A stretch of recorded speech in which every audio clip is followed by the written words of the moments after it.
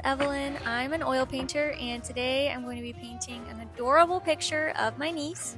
It's a very cozy, moody reference, and I'm planning on using it for my fall gallery wall this year. At the beginning of this process, I didn't actually know which reference I wanted to use, so I did a value study to see if the composition was going to look good or not, and thankfully it did.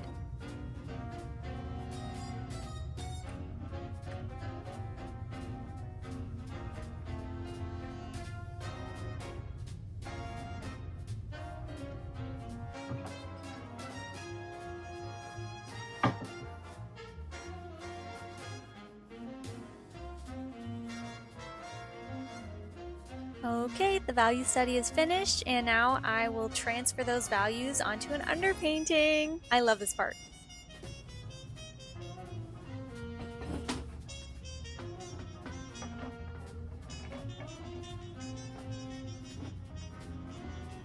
Okay, this is my holy grail of holy grails. I quite literally don't think that I've ever painted an oil painting without this color.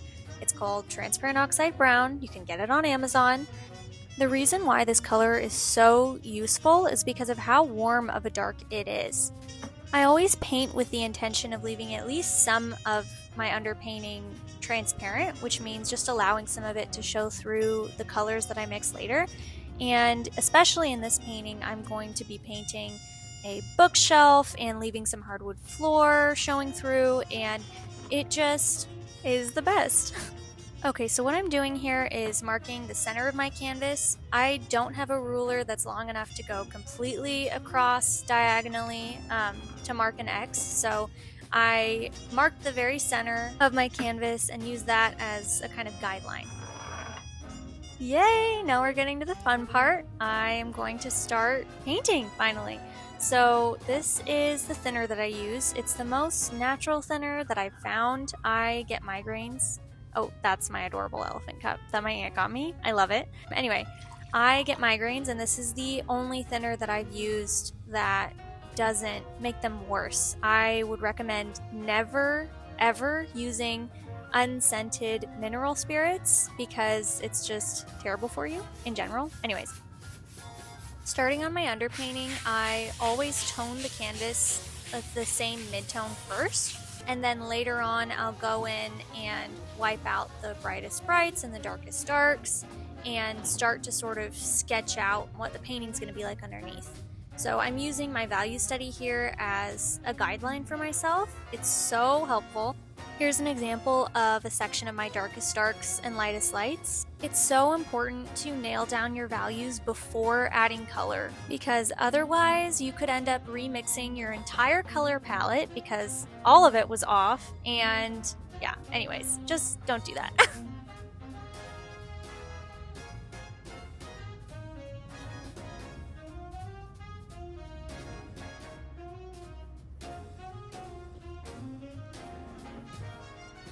Okay, how cute is my niece already with her little cup? Oh my goodness.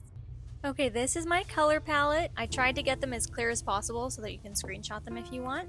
I use the least amount of colors possible because the smaller your color palette is, the easier it will be to retain color harmony, which just means that your colors look like they belong in the same environment and don't look unnatural or like they're just thrown together. So if you are having trouble with that, I would recommend just taking it back to the basics. Even I started with the Zorn palette, which is just yellow ochre, cad red, black and white.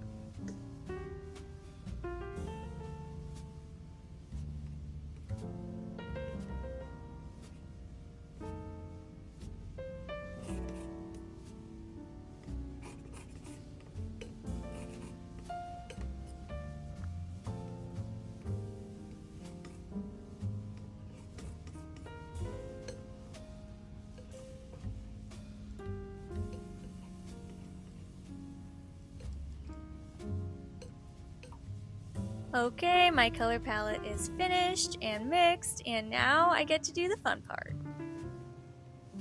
I do realize that that's probably the third time that I've said that I've gotten to the fun part, but let's be honest, it's all fun, okay? It's art.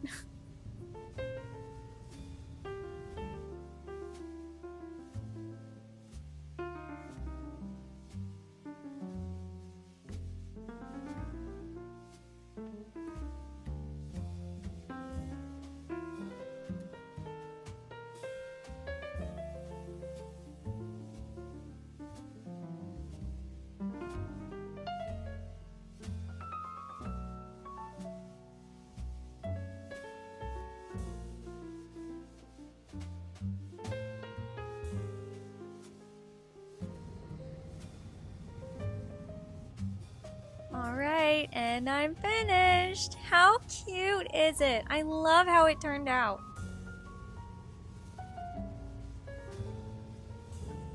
Thank you so much for watching. I hope your day goes fantastic. Bye!